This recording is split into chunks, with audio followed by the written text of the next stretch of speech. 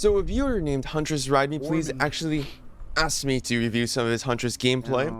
He has 150 hours on Huntress. He plays on PlayStation 4, and he wants to know how to go against solos and swips a lot better, as well as catch up to people who are speedy. I'm guessing sprint burst and have or do gens fast, and help his macro gameplay, basically helping in all the nit and grit and playing against like people who do gens in like 4 to 5 minutes. So I'll try to adjust my critique to that. And yeah, we're going to be doing a little bit of a Huntress review. Let's go, dudes. He has Lethal Pursuer. He knows 2 people are on this generator. And he also has what we like to call a fast as fuck hatchet throwing build. Babushka lets you throw faster. And I don't know, the yellowed cloth lets your hatchets travel faster. I feel like if you're ever having struggles with Huntress, I feel like it's always good to run extra hatchets because we're only human. We all make mistakes, and running extra hatchets allows you to have more leeway if you miss, especially if you're new to the game. I always tell people go. One of the best add-ons to run is like infantry belt because it gives you 2 extra hatchets. It's also actually my favorite hatchet add-on. Is going after Kate here. It seems like she's going to loop this house. Sounds like she's inside. I would have done a little bit of a fake, because it sounds like she was right next to the window. If you listen very carefully. I don't know. I'm going to raise it up a little bit, because I don't know if you guys can hear it. It's yeah. He's by the window. That's the vault. So you see this, where he was able to get the M1 when she vaulted? The first time, he could have faked going up the stairs and then went for the M1 and got on that much earlier than how he did here.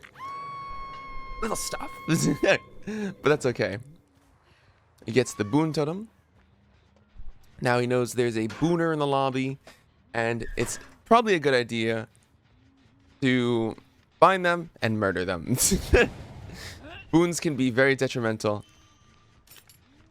Bloods of Rage. He sees someone healing on the hill. He sees someone in the building. He sees someone to the side. This guy's in a peculiar spot. Ah, he found a booner. She's doing the boons. So what some people might do, this is not orthodox. Some people may tunnel the guy creating the boons. I might be guilty of this in the past when the gens would go in 4 to 5 minutes. I'm not recommending that you do that. Boons are very strong, and they apply a lot of pressure sometimes. Oh, okay. So this generator was progressed. He thought someone was close by, hiding. Winds up a hatchet. He thinks that they're in the building. Goes for a shot. If they were to walk off, generally if they create a boon on this right side of the building, they usually will fall down on the right side. They usually won't go back in the building, from what I've noticed. So it's a cool prediction shot if they do walk into it, but it's very unlikely for them to actually make that play. Surprising that someone is still on the hill. 2 people, like, they were unhooked on this hill about 1 minute ago. Alright, Fang goes up the stairs. What? I'm gonna nitpick you a little bit. I always say that you should probably like wait to throw your shot. That was a really good shot, by the way. You should wait to throw your shot a little bit more. But he's trying to learn how to preemptively throw. So if you could throw your hatchet and like hit your shot as fast as you possibly can by winding it up, winding up, throw. Imagine if you could hit by throwing the fastest that you can. That's a very good skill to do because it lets you be faster. Even though it's good to do that to be faster, it's advantageous sometimes to kind of just hold it a little bit and then throw. Oh my god, this door's open. And that sounds a little bit like common sense, but when you're trying to go fast, sometimes going fast can be detrimental, even for people that like me who like to throw hatchets as soon as they possibly can, like this, like whoa. Because theoretically, if you do what Huntress Ride Me Please is doing, you throw the most hatchets that you possibly can within the period of time that you have. Boil over, really? But sometimes you gotta throw in a little bit where it's like, okay, I'm gonna hold it to line up. Also boil over. It's patient sometimes. Uh, She goes upstairs here. Upstairs. This is insane. Okay. Oh my god. There's a vault. So right there, when she went up, when you wind up a hatchet, no matter if she goes to the window, where she goes straight, or she goes left to drop, the hatchet will get the down in every scenario. Very good. Darkness revealed. See anybody? Okay. Ah, okay, they're about the hook. He tried to predict that Fang would go more to the left, but she didn't. That's okay. It's okay to miss sometimes. Sometimes your predictions aren't always right. Fang is looping around this rock. He gets her at a little tiny spot where he thinks that she's going to peek. Hits her. Good shit. So I noticed he has 5 hooks. There are 3 gens completed. He's a little bit behind. This gen's almost done.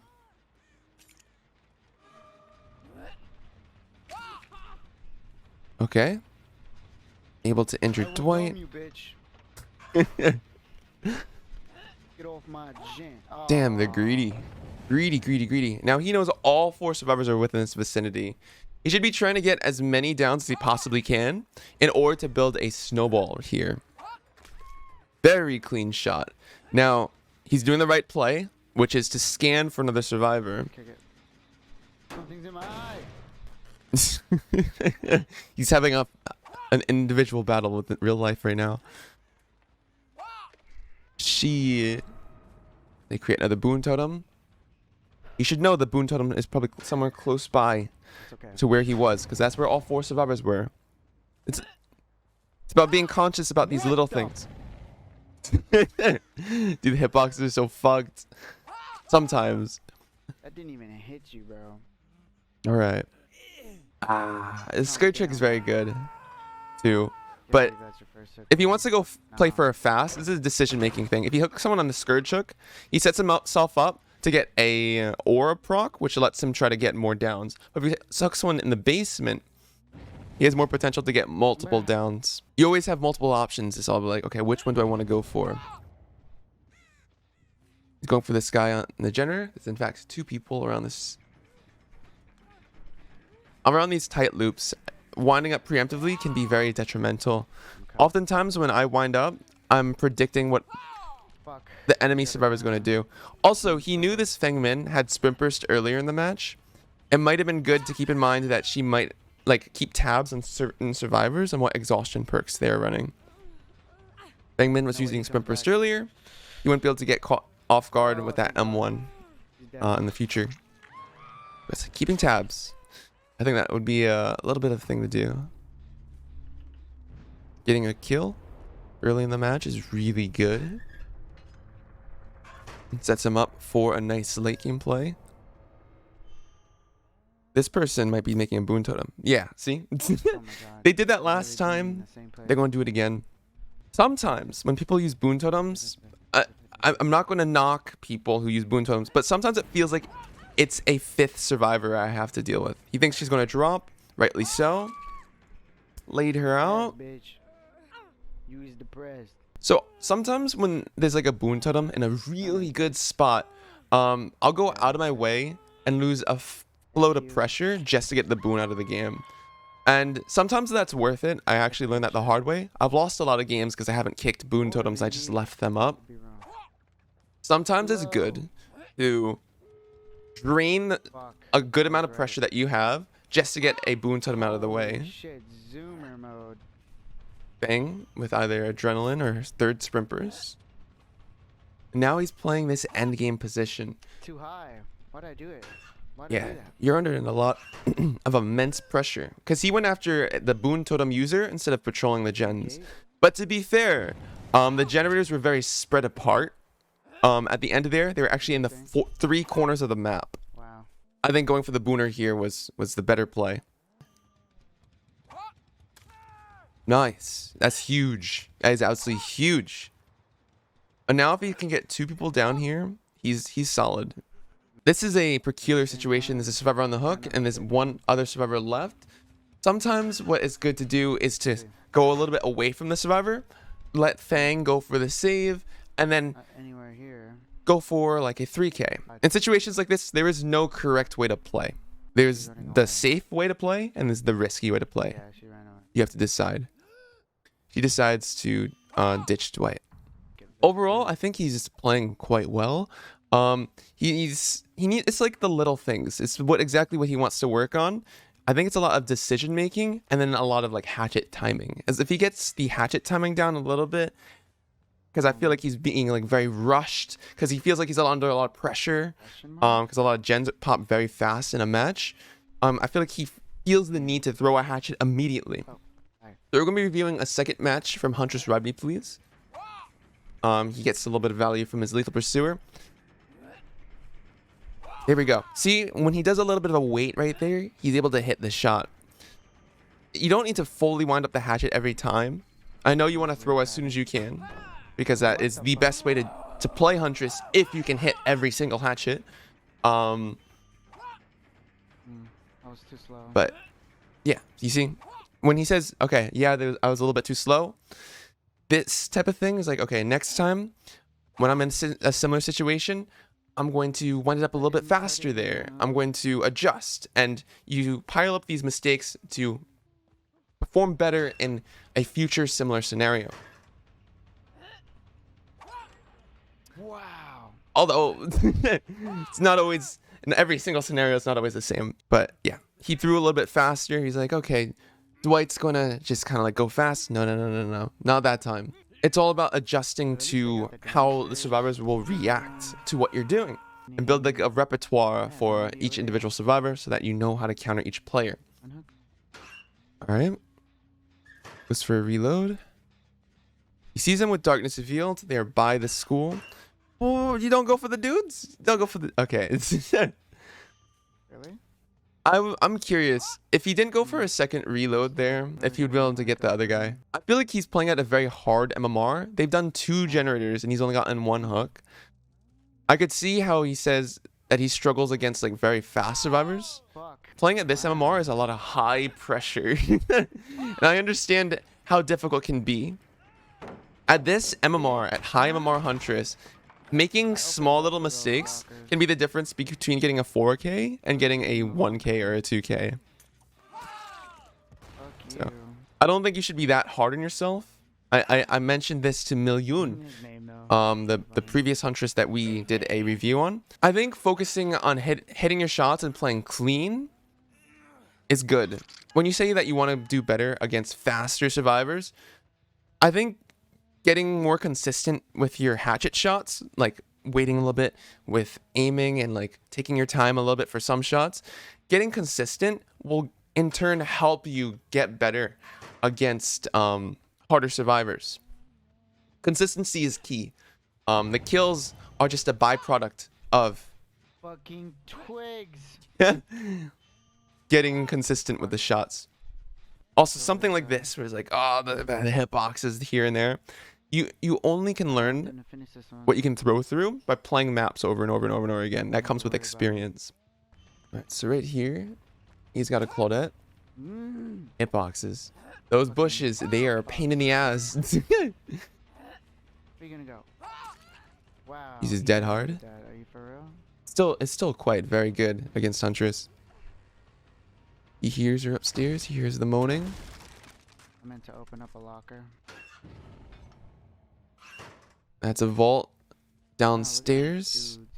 There's 3 people at this building. I would definitely go here. I'm gonna let them do that. When you go to a spot where there's multiple people, you give yourself the opportunity to get multiple downs. And getting multiple downs allows you to create a snowball in order to win the game. He's behind on hooks, and they've done a lot of generators. I would definitely go to the school here. These guys are definitely a Swift. It's always a good idea to be like, okay, maybe they're a Swift or maybe they're solos. If they're a Swift, usually the team is more coordinated, and you want to adjust your gameplay to a coordinated team. If they're solos, you want to adjust your gameplay to what solos would do, as if they're very uncoordinated. It may or may not be, but having this idea in the back of your mind allows you to, and this is going to sound weird and nerdy, subconsciously adjust your gameplay to the play style of what you might be going against. I think I make it through this one. Will they be coordinated? Will they not be coordinated? These are the little things to pay attention to make sure that you can make things work. So he's got an awesome 3-gen setup, maybe even a 4-gen setup. He said that he wants to monopolize this area. Is that somebody? No, it's something else. Controlling this area is key. If he strays a little bit too far, like he's doing, I then mean, if I didn't know any better, you're going to be in then trouble.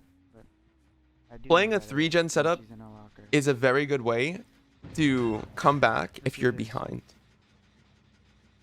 There are 2 people at the school, Yes, 1 come person to my healing on the side of top. map. I think you should go for this person healing at the top because she's closer to the generators. Other people are in like no man's land. You won't do anything by You can't going shoot away up from the there. gens. Unless the entire team's over there.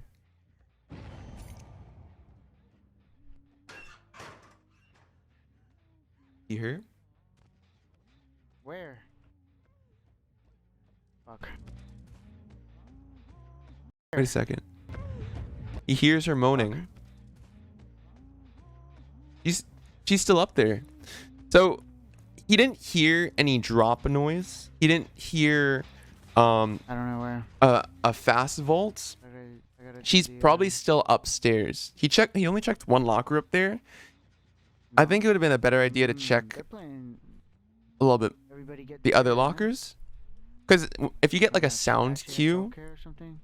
that she dropped, then that's a good sign that she dropped. The only other way is if she walked downstairs. Oh my god, she's in a. Yeah, she was fucking locker, upstairs. dude. Yeah, Nah. it's like a puzzle. It's like it's like, where is the Claudette? You haven't heard the drop noise yet. You haven't heard a fast vault. You still hear her moans. She's still close by. I have to get So out of there right now. it's about putting the puzzle pieces together and then making a play off of it. The game is filled with many of these, and The you have to do pressure. them very, very quickly. They unhook. Damn. There's 3 people here. Wow. Juking me. Yeah, this is the very common issue I've been seeing. Let's go after you. I feel like he's under a lot of pressure. There's 3 people in front of him. He's like, oh, I need to get someone down. I need to get someone down. I need to get someone down. Wait a little bit on the hatchet, and then line it up a little bit, and then hit somebody. Take your time a little bit. If you're rushing, then that might actually hurt you in the long run. It's not always about the kills, but yeah. I know you're very excited because you're in a very good position. But sometimes taking your time a little bit, taking it slow for like a little bit of half a second, a little breath, can make a big difference Are for you it. for real? And over time, you start throwing faster and faster and faster the more consistent that you get. Get off my fucking gen. I want to point out though, Wow. don't always crutch on fully wind up your hatchets. So that's what a lot of people do. If you only fully wind up your hatchets, then I feel like you're going to be limiting your potential. By only fully winding up, you're forcing yourself to wind up fully and wait a long time every single hatchet. Or limit the amount of potential that you have on this killer. What did he? Yes, he did. There's 2 people on the gen. You should have 1 here. I see. He's memeing a little bit. When he's kind of like he's taking this game a little bit easy. But when there's 2 people on this gen, there's 1 gen left. Wow, you need those downs. Damn. But I'm guessing he's practicing. He's not really playing for kills, which maybe I'm at fault here. Maybe he's practicing to get better, consistency with his shots. So he's not really worrying about kills here. Okay. I messed it up. I messed it up again. Tries to hit I Michaela. find him. It's okay. It was a very wind up throw. He's all the So way there's here, huh? 4 people alive. This situation is very difficult. Even see. I think he hooked someone on a Floods of Rage hook. So he's trying to set up like a Bitter Murmur end game play here, where when they unhook, he sees where they are. He's like, okay, there's probably going to be someone close by to one of these doors when they unhook. But they're not as close as you probably wish they could be, which is a little unfortunate, but he's got to work with what he's got. He's gonna forever around this thing. Yeah. So he's like, if I loop this guy, I won't be able to get anyone else. Adrenaline. But in this situation where there's 4 people alive, you kind of need to just get whatever you can get. Unless you can go for like multiple downs, a play with that gets multiple people down. But yeah, getting this right Fuck here off. is solid. Is this a death hook? Should be. If it is his death hook, the team's likely just gonna dip.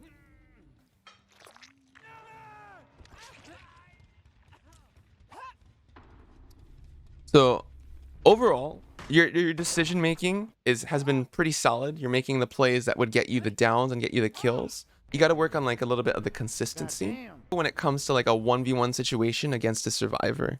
Like the time in the Badham's preschool loop where there was someone in the building, find the solution to the puzzle. When it came to endgame and you have a 3-gen setup and the 2 people on the gen, okay, maybe I should M1 here a little bit and then throw a hatchet on the other 2, and then maybe take my time a little bit with the hatchet. Set yourself up for a snowball, taking your time to line up some shots a little bit more, and going for the play that gives you the most potential to create a further snowball with your fast hatchet throwing add-ons. Is a review of Huntress Main Please's gameplay, and I focused a lot on the micro and macro aspects of his gameplay. If you guys want to see more videos like this, please let me know in the comments down below, and I hope you guys enjoyed it. Thanks for watching, guys.